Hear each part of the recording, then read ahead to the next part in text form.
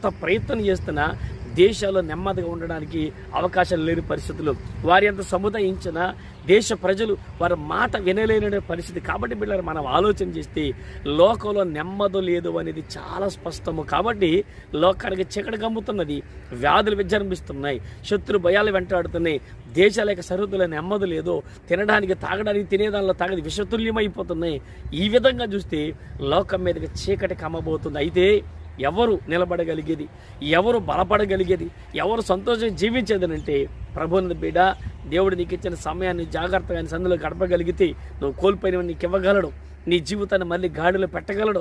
నీకు చీకటి ఆవహించకుండా నీ జీవితంలోకి శ్రమ వచ్చినా ఆ శ్రమలో జయమునిచ్చి నేను ఒక బలవంతుడు నిలబెట్టడానికి ప్రభు సమర్థుడు కనుక ఈరోజు ప్రభు మాట్లాడుతున్న మాట ఇదే.